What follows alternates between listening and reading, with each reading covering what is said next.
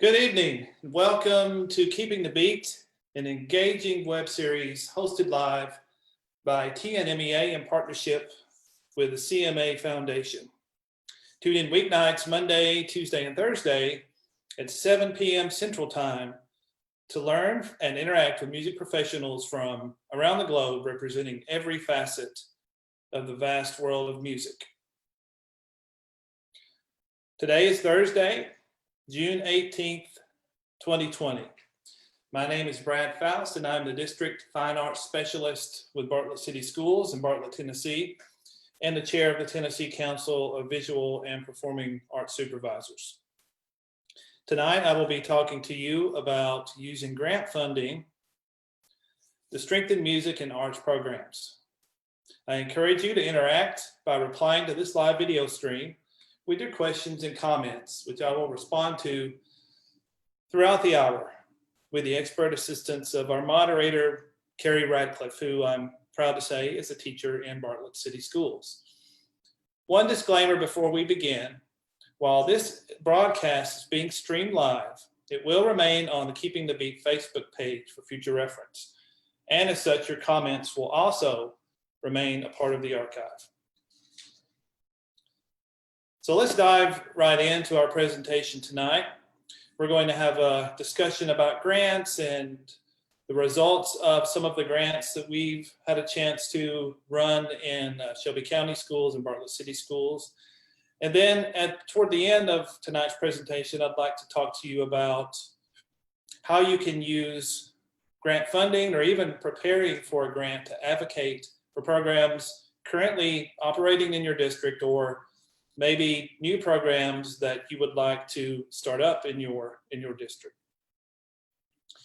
To begin, take just a moment to look at the screen here and type a number in the chat that closely corresponds with your level of experience with grants. This doesn't have to be a large grant like a federal grant or a state grant. If you've had any success with securing a grant at all, whether that be something local with a local education foundation or anything of that type, go ahead and type the number in the chat that most closely corresponds with your level of experience working with grants, either writing a grant or managing a grant. I'm seeing some numbers come in. There's a 2. Hello, Amanda. We have several 2s so far, some experience.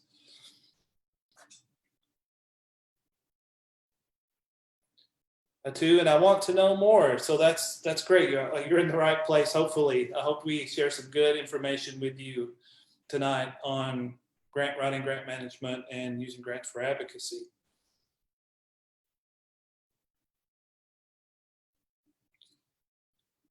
Wonderful. So the majority of the people who have responded so far have some experience with grants. That's perfectly fine. It's a great place to start.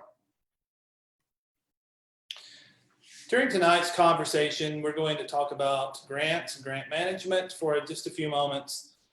We will talk a little bit about the technical side of writing and managing grants. We won't spend too long there because I really do want to get to the examples of the great programs we've been able to implement in Shelby County schools and in Bartlett City schools. And then we'll move on, as I said earlier, to talk about using grants to strengthen existing programs and to advocate for new programs. And then toward the end, we'll talk about how you can get started. Here's just a brief overview of my experience directly related to grants. I began writing grants for myself and for my school and my classroom back in the late 90s. We'll talk a little bit more about that in just a moment. My first substantial experience working with a grant and managing a grant was in Shelby County schools that in 2010 was awarded Professional Development for Arts Educators, or PDAE grant from the U.S. Department of Education. I managed that grant program for Shelby County for 4 years. I've also done quite a bit of grant reviewing for the U.S. Department of Education, the Tennessee Arts Commission, and the Orpheum Theater. I worked as a Title I facilitator for 3 years at Bartlett Elementary School, so I do have some experience in that role in managing federal money for a single school. And then I have written and received multiple grant awards throughout my 20 plus years of teaching. My very first grant writing experience was in a small school district outside of Portland, Oregon called Corbett, at Corbett Grade School. Corbett Grade School is a K-6 school with about, at that time, 250 students. And I wrote a grant to young audiences for Oregon and Southwest Washington to bring this group, Portland Taiko, to Corbett Grade School and have them do a performance. This was a wonderful experience for me and for the students at Corbett. Many of those students, I would imagine, had never heard of taiko drumming group, and we were so blessed to have a professional level group there, right there in the Portland area, that traveled around and played at schools all over Oregon and then over into Southwest Washington. Once I wrote that grant and had that experience, I knew I wanted to do more of that because it was something that was available. It had a great impact on the students and teachers in the school, and these organizations were making these grant funds available to have these wonderful performances and to take students on field trips, which we did a year later. We took a group of students to see the Portland Symphony Orchestra downtown. It was just amazing to me that here I was being very young in my teaching career, and I could just ask someone for money to have professional level performances either come to the school, or we could go to them and they would just give us the money for that. So then in 2003, I moved to the Memphis, Tennessee area. I began teaching elementary music at Highland Oaks Elementary School. And I continued looking for and writing grants to bring performances to the school and to take students out of the school and experience all the great, wonderful things we have available in the Memphis, Tennessee area. But during my time there at Highland Oaks, one of the things that I was asked to do or required to do in about, I think it was 2008, was to begin teaching intervention classes for reading and math to second and third grade students. This was something a lot of schools still do, especially around standardized testing time, and they want to get students prepared for testing. And so our principal at that time called me in, the other music teacher, and the two art teachers, and said, here's what we're going to do. You're going to be assigned a group of second and third graders every day between now and the beginning or mid-April, whenever testing started. And you're going to be getting the students ready for TCAP in reading and math. And so I asked the question, I said, well, I'm a music teacher, so can I do this intervention through the lens of music? Because that's where obviously I'm most comfortable in providing intervention. And the principal said, well, write a proposal for me and I'll take a look at it. So I went back and did some research and wrote about, I think, a 4-page proposal on all the benefits that music education can provide students, and she agreed. And then I had the idea, well, if I'm going to be working with students on language arts, why not have them write stories and record them and then put a soundtrack underneath? And then we were working with computers back then that had CD drives in them, burn their own CD, and they'll have their own story. And they would read the story and with the accompanying soundtrack. That's an important part also, because that repeated reading helps build fluency. So I wrote a grant to buy some keyboards, some USB keyboards, and I had the librarian helped me find 5 MacBooks in the school, and I set up a little lab in my classroom. This was in 2009 when this story ran in the Commercial Appeal, and it was a great success with these students.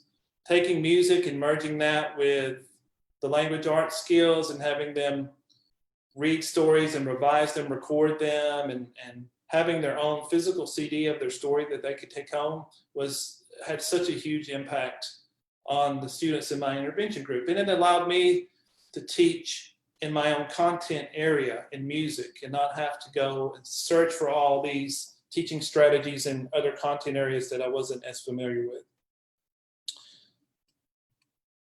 And that work actually led to my position with the district in managing the PDAE grant, which ran from 2010 to 2014. One of our lead consultants on that grant was Dr. Nan McDonald, who is the coordinator of music education at San Diego State University. She's written several books on arts integration, and I knew, coming from a music teaching background, I wanted to collaborate with someone on this huge project with a background in music who could understand where I was coming from in my thinking and how I wanted to approach arts integration in the school district. This was just over $1 million in grant funding over a 4-year period, and we were able to do such great work in 16 schools in Shelby County. We offer professional development for over 500 educators over the 4-year period. There's some on the right there, you see some student work this was from Millington Middle School. The choir director there had her students do finger painting. They were singing a piece by Greg Gilpin called Lightning. And so they painted what they heard in the music, and then they wrote narratives to go along with this, and they were displayed at their spring concert. And moving forward to today in Bartlett City Schools, where I'm currently working as the district fine arts specialist, we are working with the Tennessee Arts Commission on their program called Arts 360. We've had one school go through this program, the 3-year grant program. Bartlett Elementary, Rivercrest is coming up on year 3, and then we have a third school on deck waiting to join in as soon as funding comes through. Of course, a lot of grant funding and foundation funding is on hold right now. People are waiting to see what happens with the opening of school, and the economy right now is unstable. But we're hoping to get that grant program started in our third school very soon. Here you can see Amani Gonzalez on the left. Amani is a Kennedy Center teaching artist we were able to bring into a couple of our schools and do some master classes with students. The top right there, you see some students standing in front of some pieces of artwork they created with teaching artist Sherry Coleman, who does work in several school districts in Tennessee. And then on the bottom right, you see an announcement from about almost going on 4 years ago, some professional development that our teachers took advantage of with the Orpheum Theater. They've been a great partner to us in Bartlett and to Shelby County schools in our arts integration work. They bring in teaching artists to run programs all year long, and the partnerships are very important in this work, which we'll talk about more in just a few moments. Here's some more work. You're going to see Noelia Garcia Carmona in just a few minutes. She is a flamenco dancer from Spain, and she works with New Ballet Ensemble in Memphis. Great partner to us for many, many years in Shelby County and Bartlett. On the top right there, you see a performance from the Virginia Repertory Theater, Velveteen Rabbit. That was back in November. That was one of the last live performances I think we were able to have in our schools that was arts integration related. And then on the bottom right, you see some teachers there at a STEAM workshop that we were able to put on in September with in partnership with the Brooks Museum of Art and CRAYOLA. All right, so let's talk a little bit about the technical side of grants. And there are different types of grants, I'm sure as you're aware. Block grants are not something we're going to be talking about tonight, or even formula grants like Title I money. We're going to be looking at discretionary, which that term is used mainly at the federal level, or competitive grants. And these grants are exactly just as the title sounds. They're competitive. So you are, when you're applying for one of these grants, you're competing against someone else for funding. And so it's very important to read the grant guidelines very closely when you're applying, and to make sure you address everything that the grantor wants to see in an application. So sources for arts grants, people are, every now and then I get questions about grants from people when they know that I've worked in the field of writing grants and reviewing grants for quite a while. In Tennessee, the Tennessee Arts Commission is a wonderful source. It's really the first stop. If you are interested in getting involved in writing and managing grants, the Arts Commission is where you want to go. And if you're on the broadcast tonight and you're not in Tennessee, check with your state Arts Commission or Arts Council. They likely have some grant programs you can take advantage of. Regional and local arts agencies are also another source. In Memphis, we have Arts Memphis that distributes millions of dollars in grants every year. Local education associations and agencies, for instance, in Bartlett, we have the Bartlett Education Association that grants money each year to teachers, and we've had several fine arts teachers take advantage of those grants. Corporations and foundations often have an arm of their companies that do grant work. For instance, AutoZone is headquartered in Memphis. They do grants. FedEx, of course, is the large employer in Memphis. They do grants. International Paper does grants to schools, and we'll talk more about International Paper in a partnership we have in just a moment. And then, of course, there's federal agencies such as I mentioned before, the U.S. Department of Education does large grant programs for arts and arts integration. And then there are other agencies like the National Endowment for the Arts, which is an independent federal agency, but does lots of grant work throughout the country. Now let's look at a few grants that I've applied for. We're going to just look at some technical aspects of applying for these grants and what that would look like on the person's end who would be applying. One of the first grants that I received when I arrived in Memphis was a Target field trip grant. And two, you'll want to check on the Target website.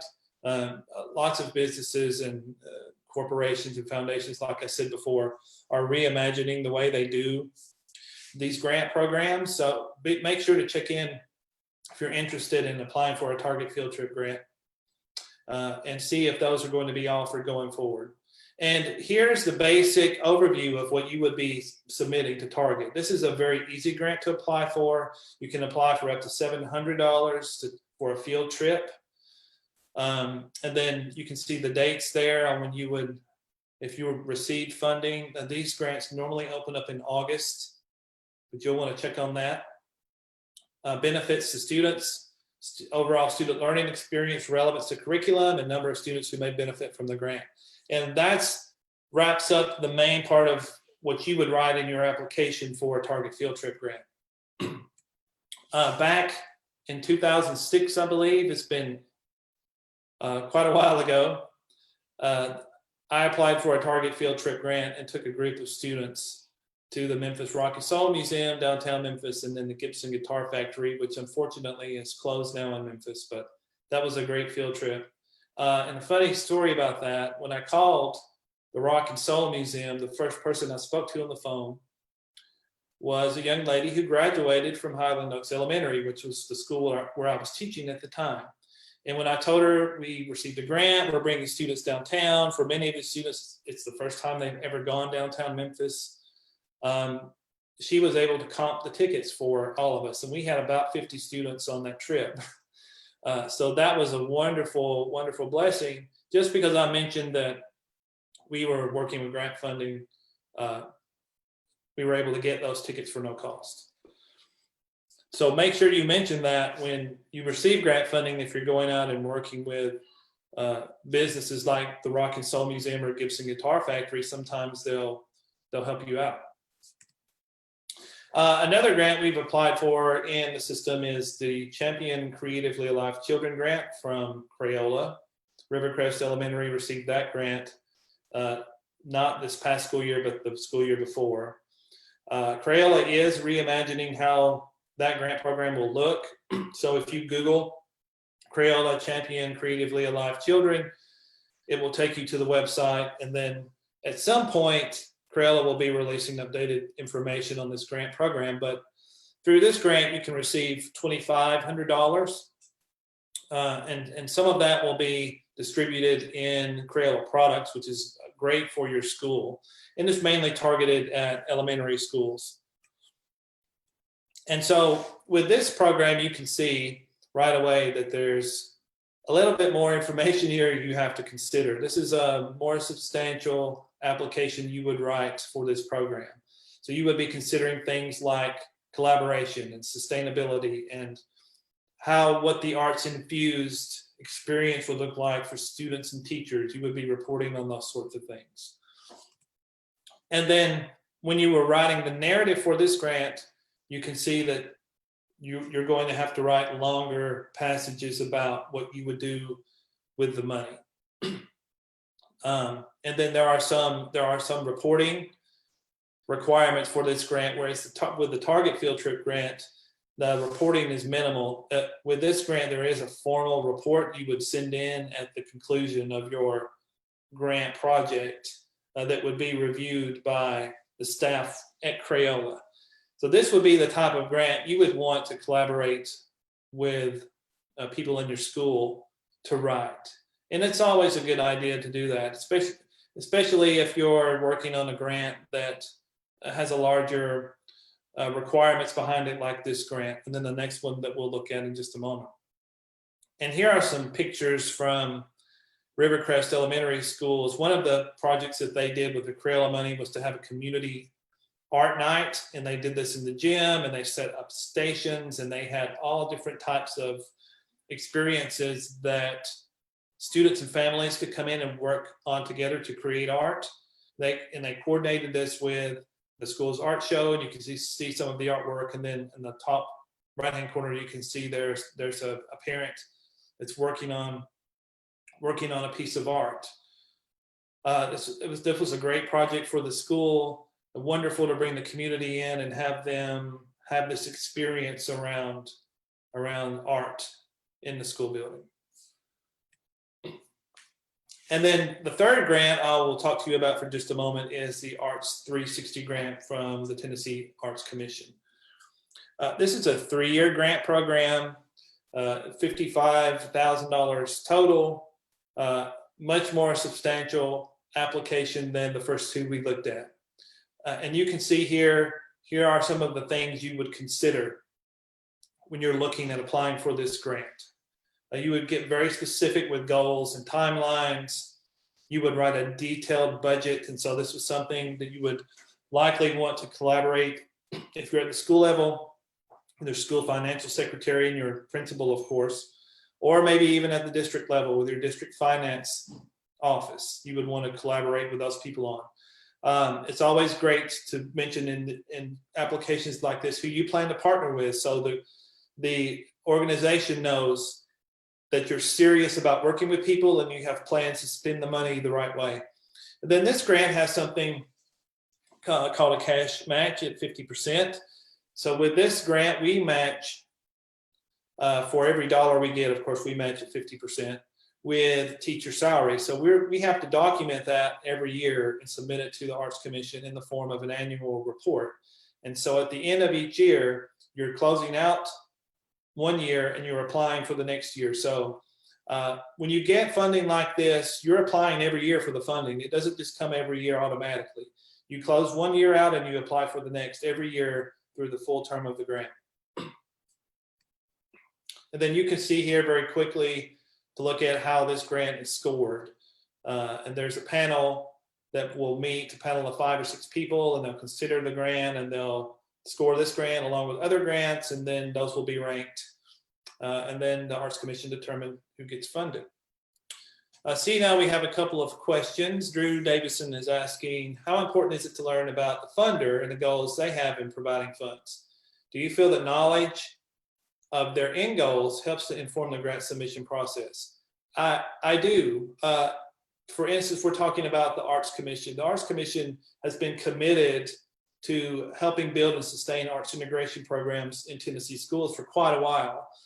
Several years ago, they had a program called Value Plus that you may remember, and there are still a few Value Plus schools functioning, still in existence.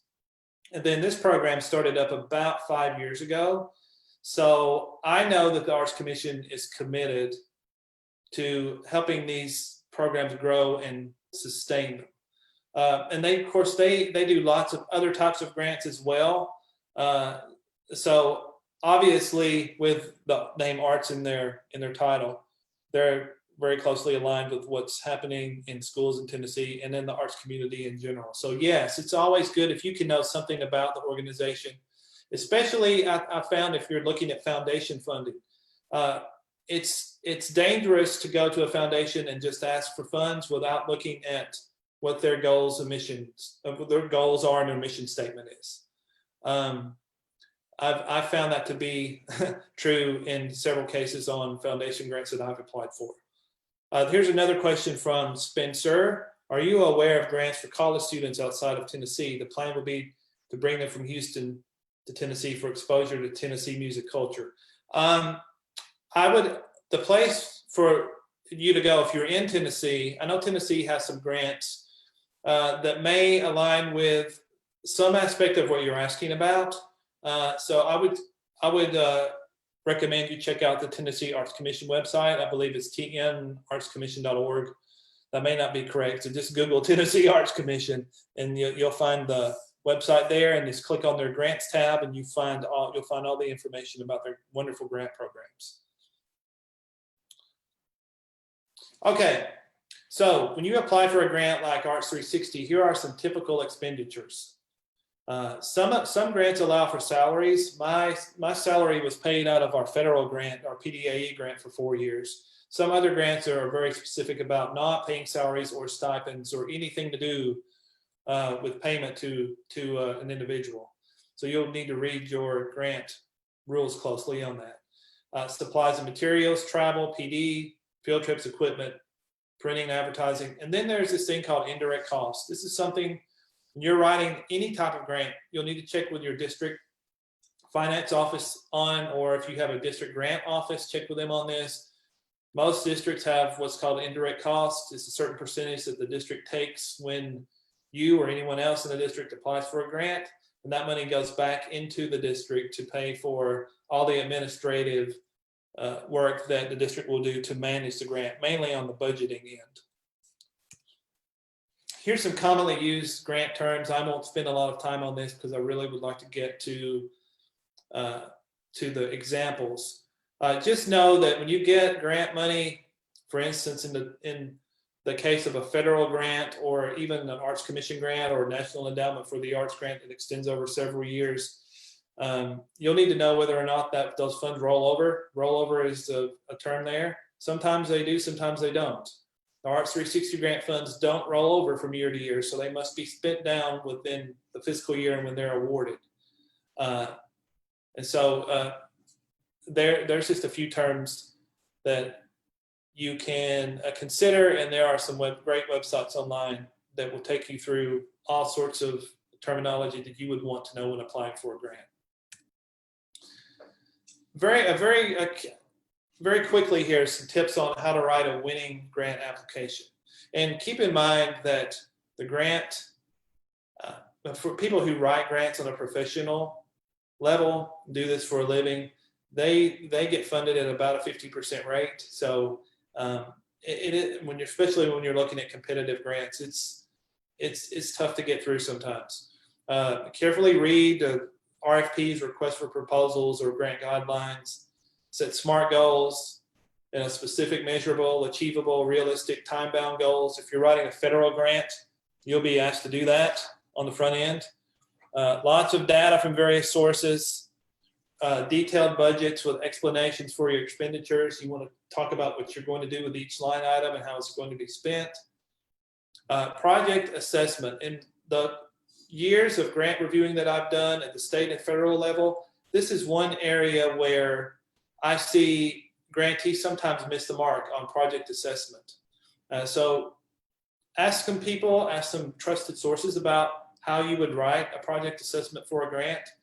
Do some research on that before you tackle a medium or large size grant program.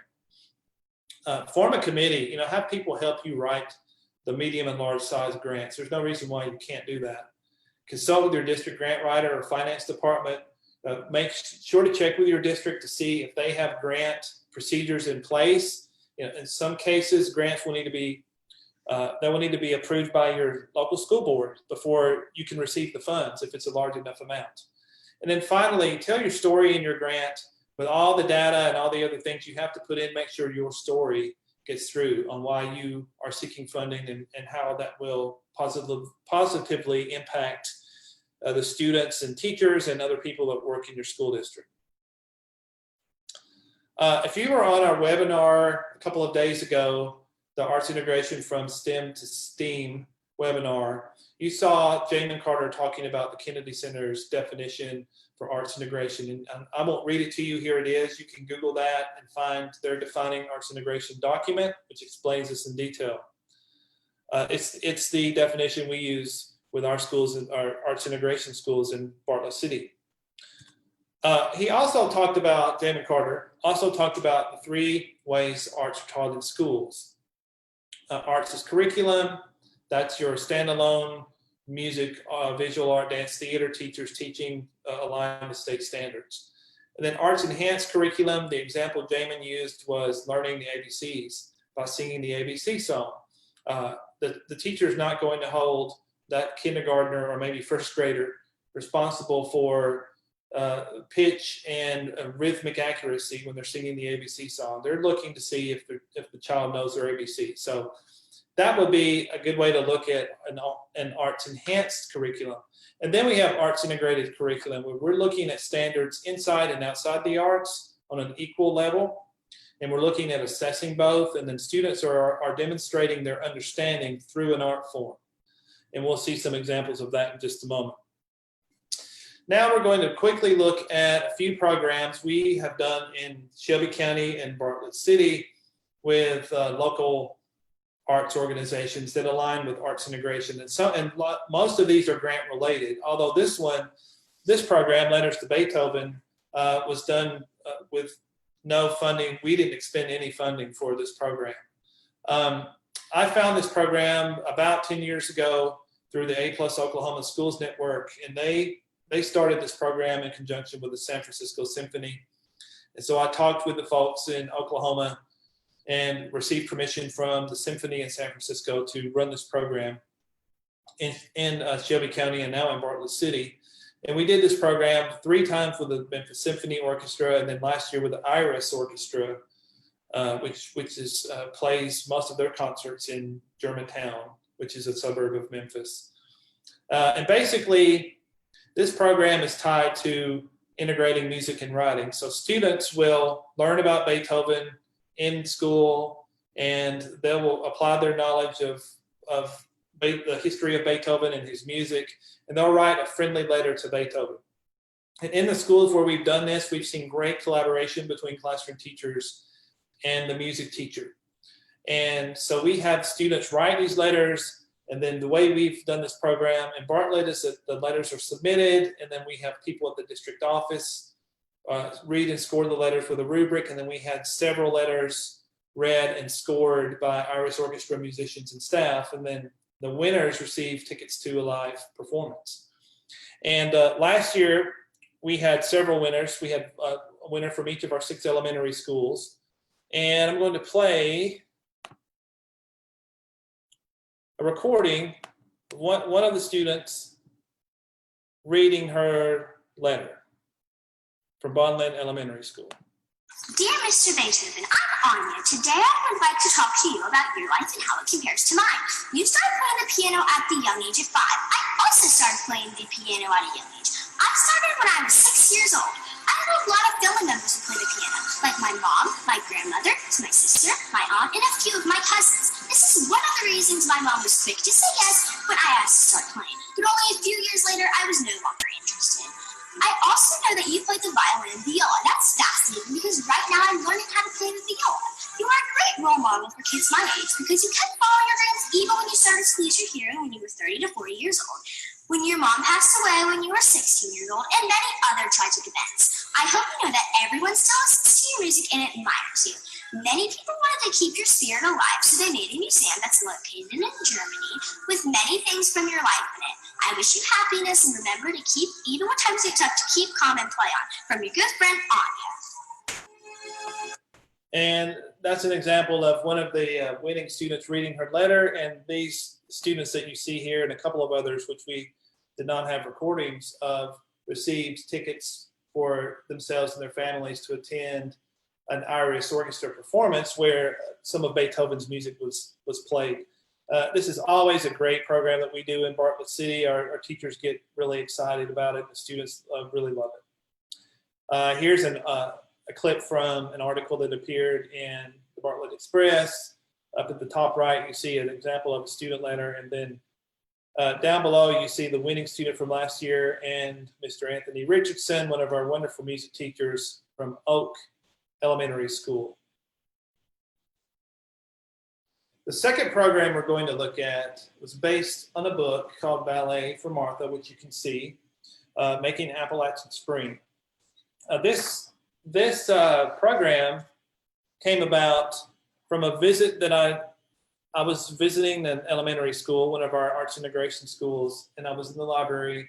The librarian had just purchased about 75 to 80 books aligned with the different arts disciplines. And so this book obviously aligns with dance.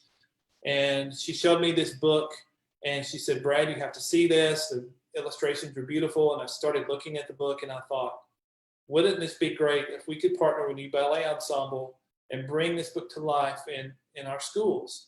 And so that's exactly what we did. This was in 2013. So it's been about 7 years since we did this program. So we worked with 6 middle schools in Shelby County at that time. This was before the Shelby County-Memphis City merger. All Title I schools.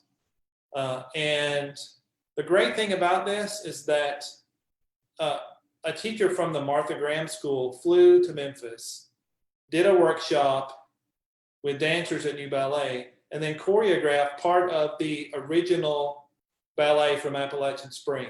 We were able to only do a short segment of it due to cost, but we were able to take that short choreographed segment to 6 middle schools across Shelby County. And then the teachers worked with the dancers at New Ballet and wrote a curriculum that was aligned with language arts, geometry, writing, social studies, and of course, music and art.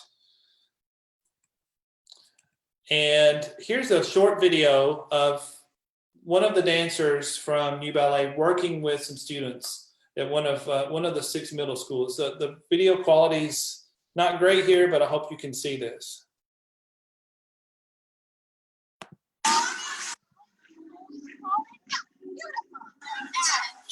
All the way down. All the way down. Keep going.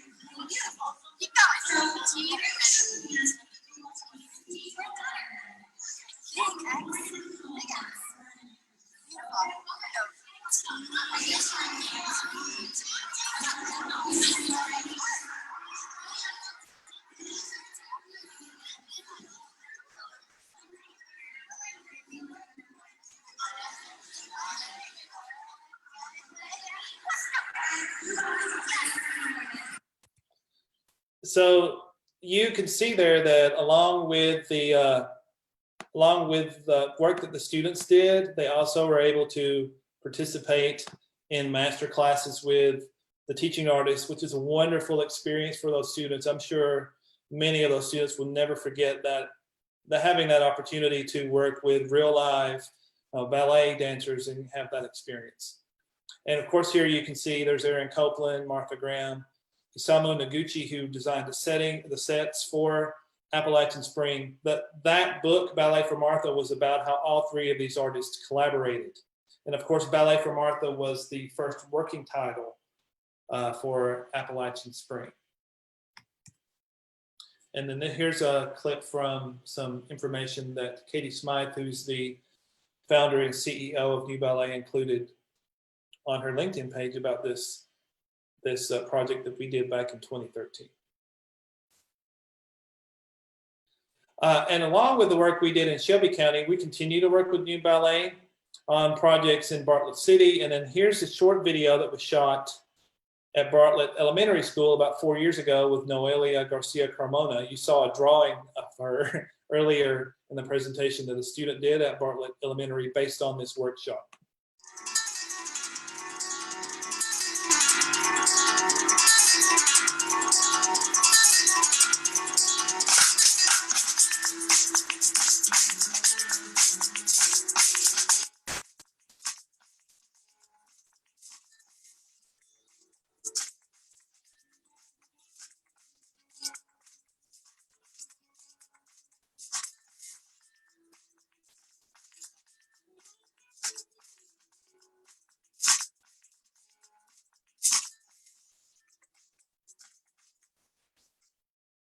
Great, and the dancer you see there is, like I said, is Noelia Garcia Carmona.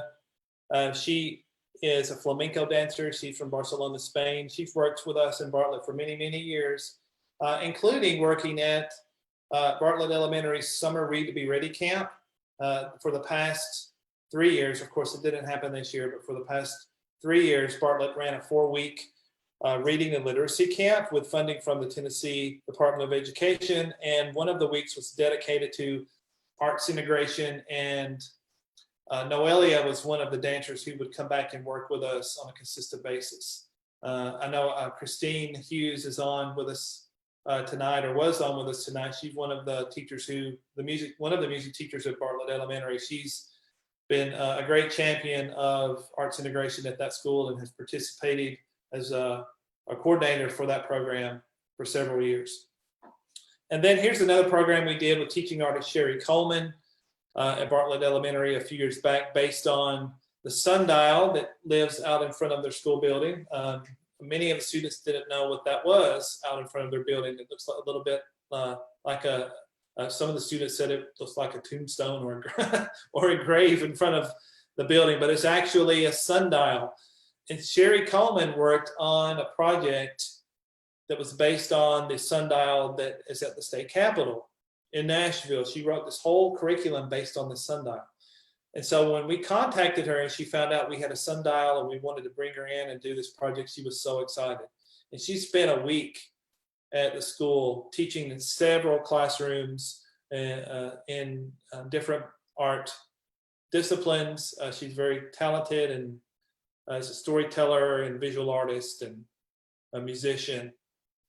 And then here's a short video of some pictures from that project.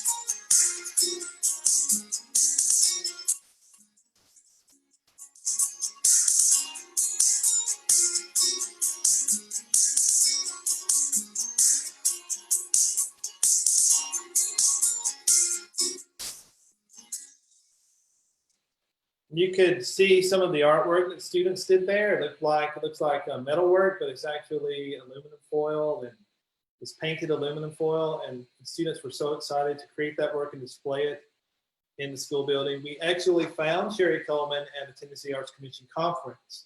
The Arts Commission has in-person conferences every other year. Unfortunately, this summer's conference was canceled, but keep an eye on the Arts Commission website. I'm sure in the next several months, hopefully they'll be releasing some information on an upcoming conference opportunity. They do a wonderful job of bringing in artists and speakers and getting people equipped to do arts and arts integration in their schools. We do have a question here from Carrie Radcliffe I want to answer about specific language or terminology. Absolutely. And I did post a very brief document there. There are a couple of websites where you can go and search and find long lists of grant terminology.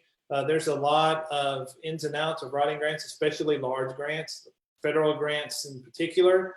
You would want to know about your Edgar requirements and all those things, especially when you're managing a grant, and GIPRA measures and all these things that I had no clue about when I was teaching music at Highland Oaks 11 years ago and applied for this job to manage a grant.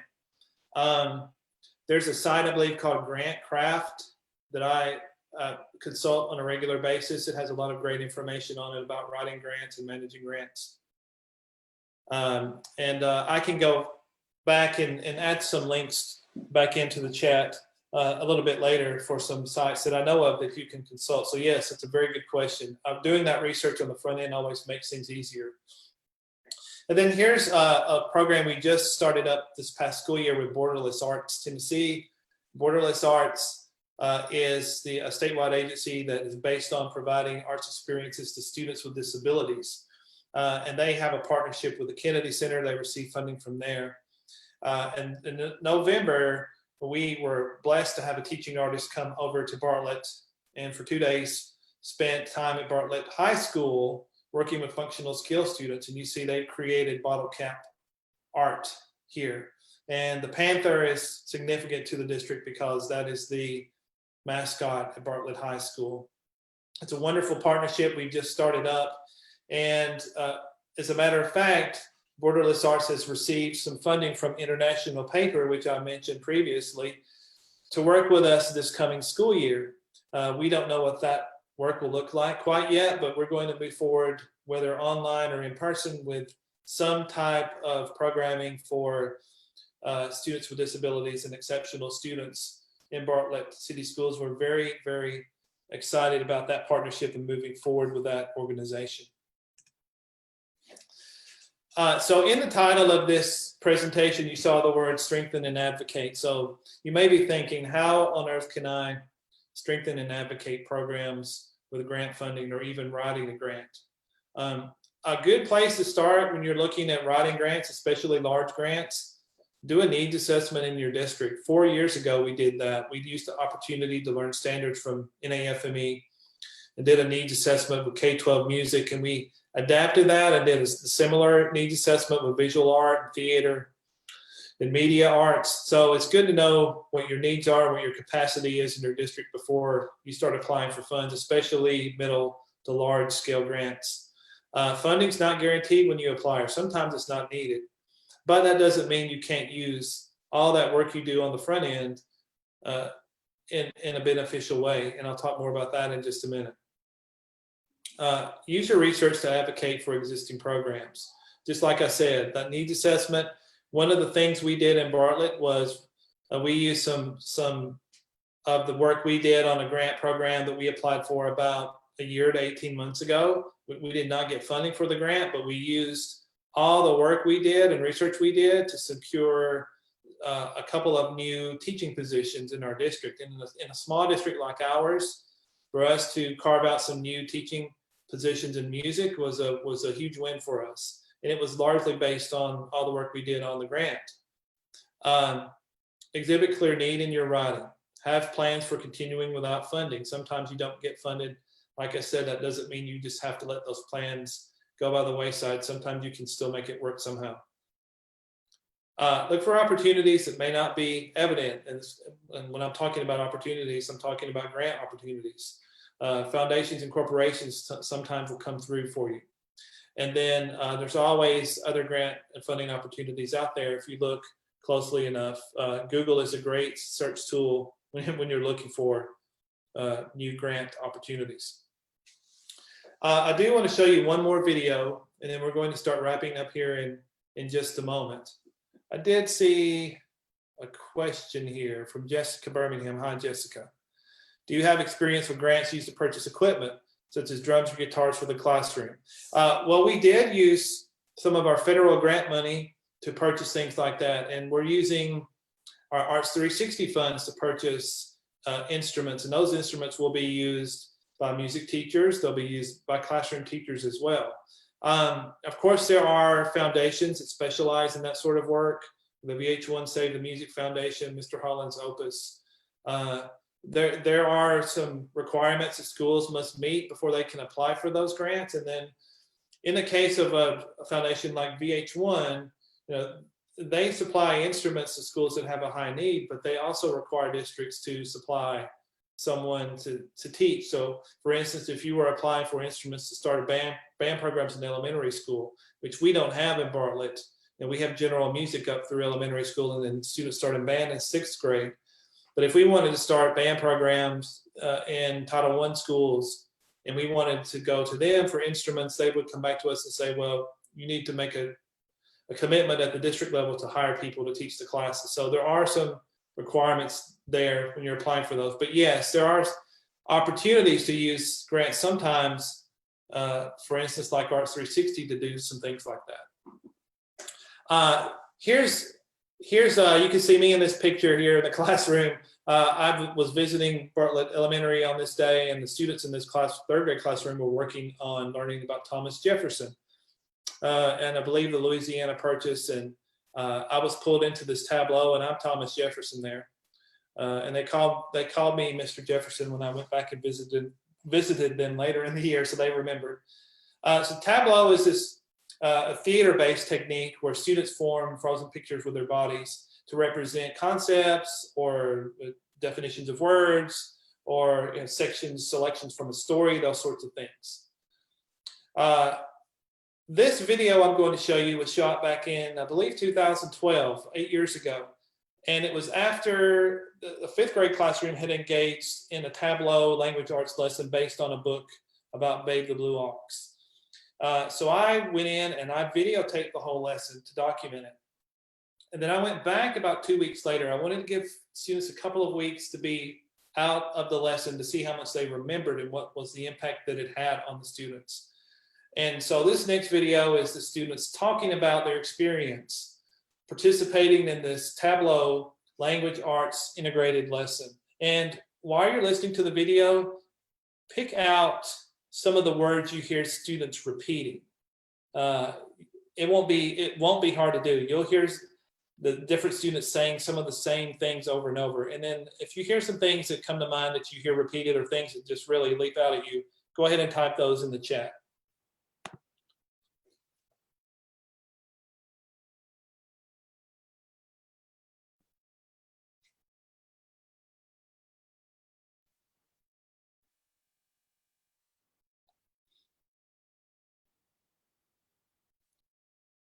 We have to picture what, like a scene, and then we have to, like act it out.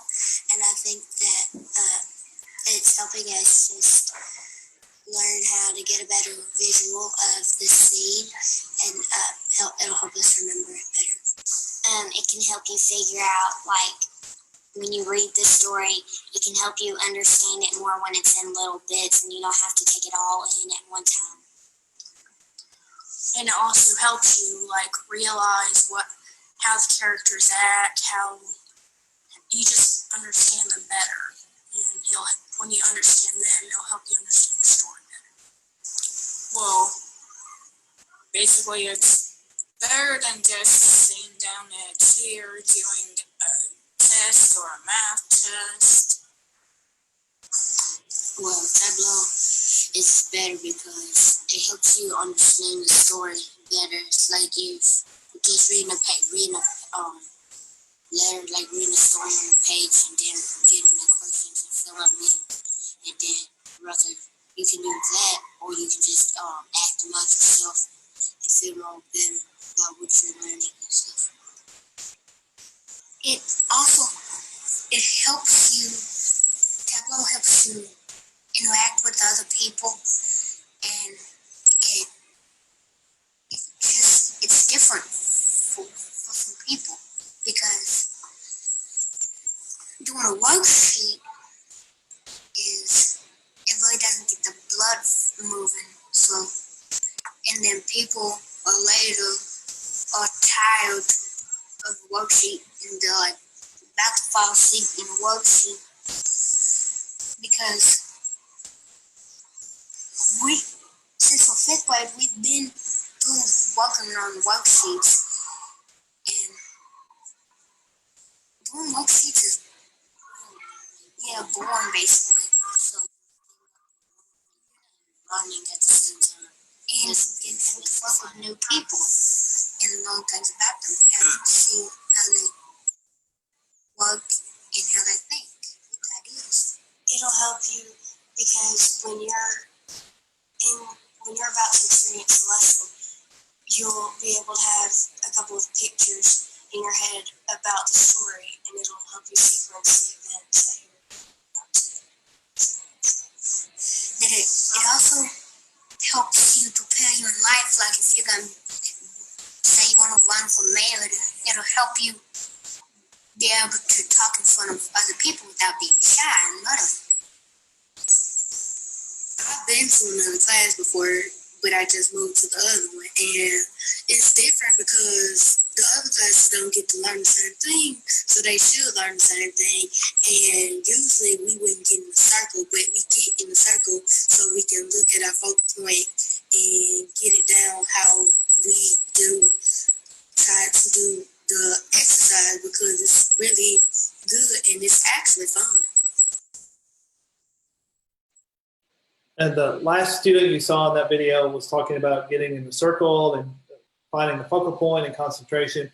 That is based on the work of teaching artist Sean Lane, who is a Kennedy Center teaching artist and runs his own consulting firm, arts integration consulting firm called Focus 5.